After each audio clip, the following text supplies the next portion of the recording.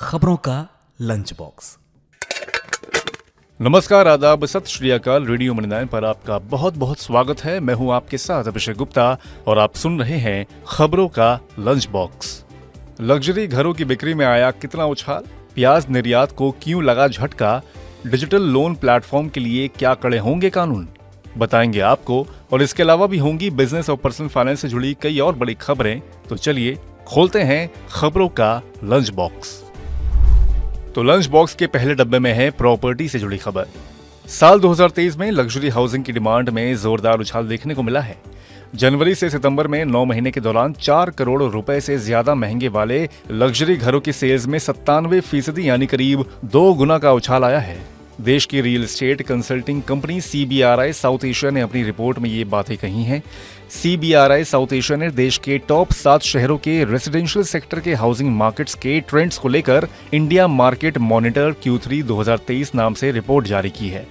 Report के मुताबिक साल 2023 के जनवरी से सितंबर के बीच 9 महीने में 4 करोड़ रुपए से ऊपर कीमत वाले कुल 9,246 घर बिके हैं, जबकि 2022 में इसी ड्यूरेशन के दौरान कुल 4,679 घर बिके थे।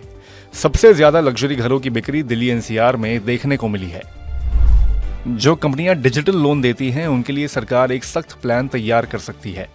अवैध ऑनलाइन लोन देने वाले प्लेटफॉर्म और मोबाइल ऐप्स के डिजिटल लोन पर बैन लगाने के लिए केंद्र सरकार कानून लाने पर विचार कर रही है। इस मामले की जानकारी रखने वाले 2 अधिकारियों ने एक न्यूज समाचार को बताया कि केंद्र सरकार का लक्ष्य उन लोगों की रक्षा करना है जो इनसे पैसे उधार लेते हैं। एक तो उन्हें बेहद ऊंची ब्याज दरों का सामना करना पड़ता है, वहीं लोन ना चुकाने की सूरत में उनके साथ बुरा बर्ताव किया जाता है। इसकी वजह से कुछ कर्जदारों ने तो आत्महत्या का रास्ता भी चुना है। अब खोलते हैं लंच बॉक्स का अगला डब्बा। बेंगलुरु का कैंपेगौड़ा इंटरनेशनल एयरपोर्ट देश का ऐसा पहला एयरपोर्ट बनने वाला है जहां सिक्योरिटी चेक में मोबाइल फोन और लैपटॉप जैसे पर्सनल इलेक्ट्रॉनिक डिवाइसेस को निकालकर ट्रे में नहीं रखना होगा। पूरा बैग आप इसमें रख सकते हैं। इसकी शुरुआत टर्मिनल 2 से होगी।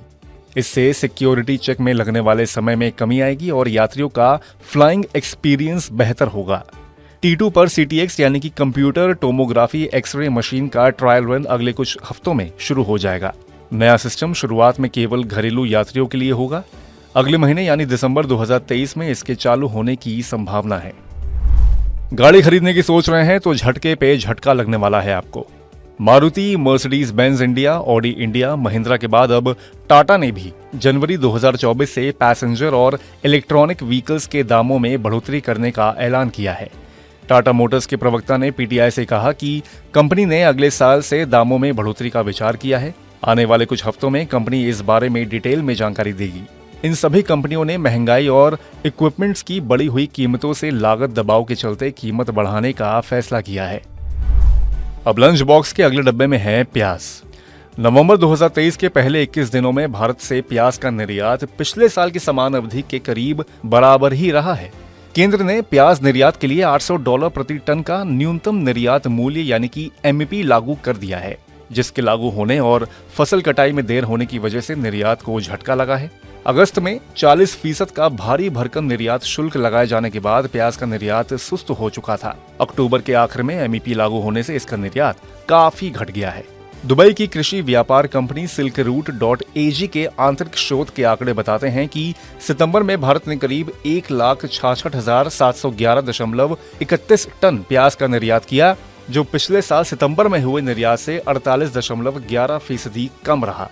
उसके बाद अक्टूबर में 2,79,039.50 टन प्याज निर्यात हुआ, जो अक्टूबर 2022 में निर्यात प्याज की तुलना में करीब 11.80% कम रहा। अब आपके चाय की चुस्की थोड़ी सी फीकी पड़ सकती है क्योंकि चीनी महंगी हो सकती है। महाराष्ट्र और कर्नाटक जैसे प्रमुख राज्यों में गन्ना उत्पादन में कमी आने की आशंका जताई जा रही है। कीमत बढ़ने की उम्मीद में चीनी कंपनियों के शेयरों में तेजी देखी जा रही है। जानकारों का कहना है कि चीनी शेयरों में आगे भी तेजी देखने को मिल सकती है। सितंबर में महाराष्ट्र और कर्नाटक में कम बारिश की वजह से उत्पादन कम होने की आशंका जताई जा रही है। जानकारों का कहना है कि चीनी पर निर्यात प्रतिबंधों की वजह से भारत में दाम नियंत्रण में है। आम चुनाव खत्म होने तक कीमतें संतुलित बने रहने की उम्मीद है। इसी के साथ हम लोग आ गए हैं लंच बॉक्स के आखिरी डब्बे में। दिल्ली नगर निगम ने ऐसे लोगों की पहचान की है जिन पर 25 लाख रुपए से ज्यादा का प्रॉपर्टी टैक्स बकाया है। ऐसे टैक्स चोरों के खिलाफ जल्द ही एक विशेष अभियान शुरू किया जाएगा।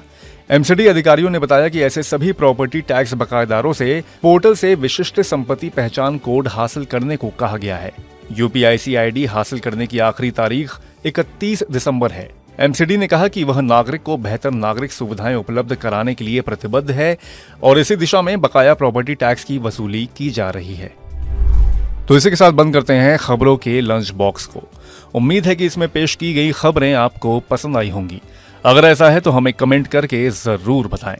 बाकी बिजनेस और पर्सनल फाइनेंस से जुड़ी और खबरों के लिए सुनते रहिए रेडियो मनी 9 और डाउनलोड कर लीजिए हमारे मनी 9 ऐप को। हमेशा की तरह मैं हूं आपके साथ अभिषेक गुप्ता। अभी लेता हूं विदा। धन्यवाद। खबरों का लंच बॉक्स।